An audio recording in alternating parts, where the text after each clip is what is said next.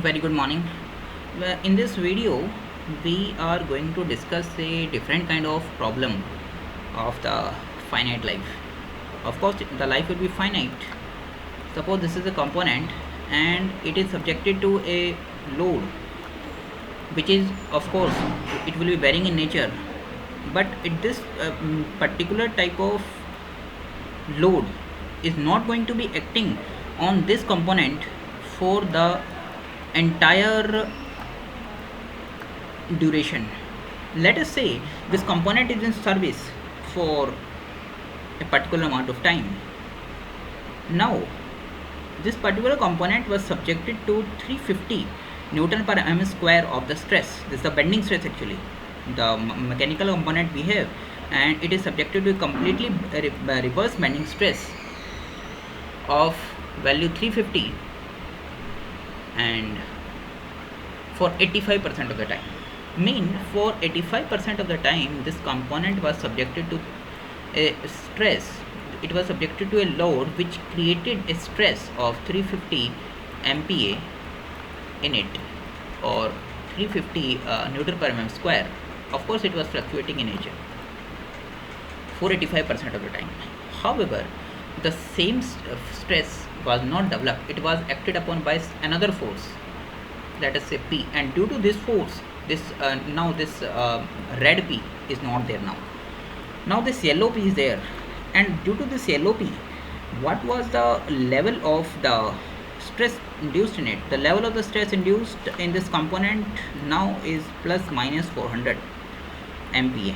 That is 400 MPa stress, or 400 Newton per mm square stress was produced in this component due to this another force which is denoted by the yellow P, and this force acted for 12% of the time. And again I am taking another color.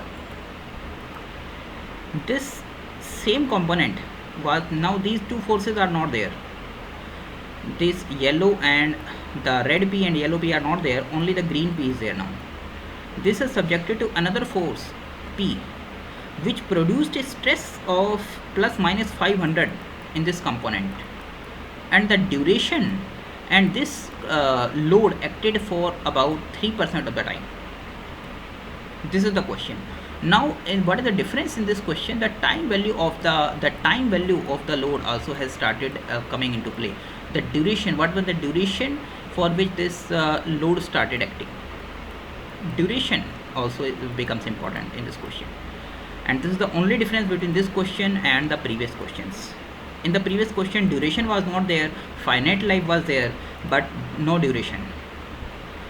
Now this component is made up of 50C4 steel. Again SUT is given as 660 and corrected, and here directly we are given the corrected endurance limit. Mean the endurance limit multiplied by all the derating factors, its value directly has been given, so there is no need to calculate. And now what we have to find out? We have to find out the life of the component in terms of the cycles, that is n. What is how many number of cycles this mechanical component can be able to sustain? Number of cycles you have to find out. Now how we have to proceed?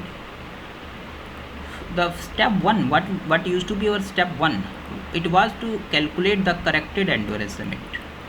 But now we are already given the corrected endurance limit, so there is no need to calculate the corrected endurance limit because it is already given. This is the value 280. Now what was our step 2? Step 2 was we made the we tried to calculate, we tried to make the ascent diagram, we tried to fulfill all the values, we tried to calculate all the values which will ultimately be plotted on the ascent diagram. This is the ascent diagram. So now the step 2 has become step 1 in this question. Step 2 of the previous question of the finite life has become the step 1, and we have to calculate, we have to make the ascent diagram. For this we have to calculate 0.9 as SUT. The SUT is 660, and when multiplied by 0.9 it gives 594. Now when its log to the base 10 is taken and calculated, it gives the value this way. So the value of point A will be 2.77378 something, and what is the value of point C? It will be log to the base 10 of SSC dash, since it is already corrected value, corrected endurance limit. its value, calculated value is 2.4472. So we know the value of point A and point C. We have to find the value of this point, which is point K. Let us say it is point K, and it corresponds to log to the point N1. Now we come back to the next page. Now it is very much obvious what we have to draw here. Corresponding to this value, it will be some value. It will be some value of n1. Let us say log to the base n1.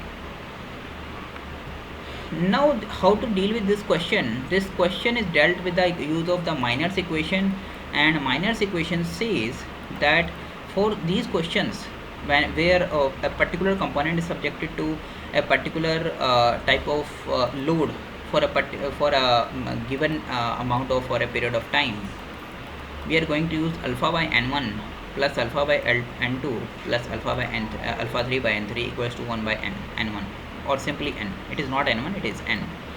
What is alpha 1? Alpha 1 is the time for which the particular component is subjected to the load.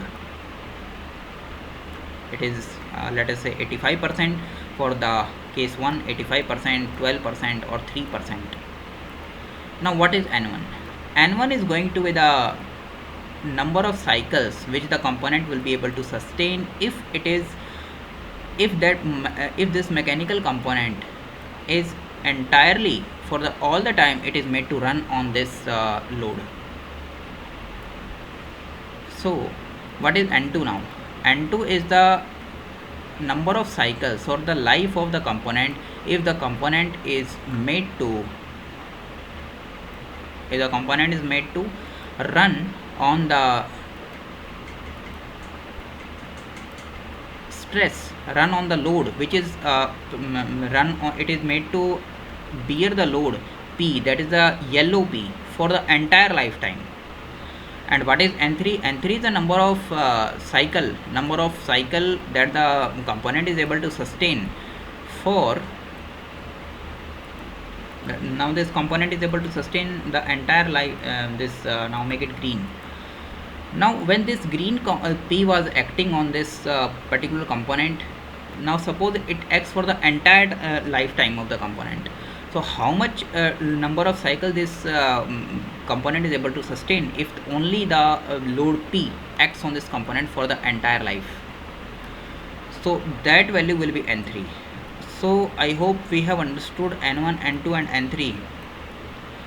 And what is n? This n is the net number of cycle which this component is able to sustain with the particular time bound use, that is with a particular time bound use of this these three type of loads, that is P1, P2, P3, producing the stresses which is given in the question, and yielding the life n1, n2, n3. So this is the net life, and this is the only life n which we have to calculate. So alpha by n1 plus alpha 2 by n2 plus alpha 3 by n3 equals to 1 by n1. Now this is not n1, this is n actually, 1 by n. So what is our target? Our target is to calculate n1, n2, n3, then only we will be able to calculate this n, or the n net. So our basic task is to calculate, because alpha 1, alpha 2, alpha 3 we already know. Now what is n1, n2, n3? We have to proceed in a similar way. We have to find out what, let us say this what will be the value of this point B. It will be log to the base 10 of sigma B, and we have written it, and using the similar principles of the similar triangles A by AC, and we have calculated, we have found out this equation. Now when this sigma is 400, the value of we come back to this way, because the upper portion is not going to display a right value. So what is EC? EC is going to be 0.32558. We calculated by the equation, we take the value this way, we take their difference 0.27378 minus 0.24, which is nothing but this way. Please calculate this value with the help of calculator. We are going to get the same value. We will discuss the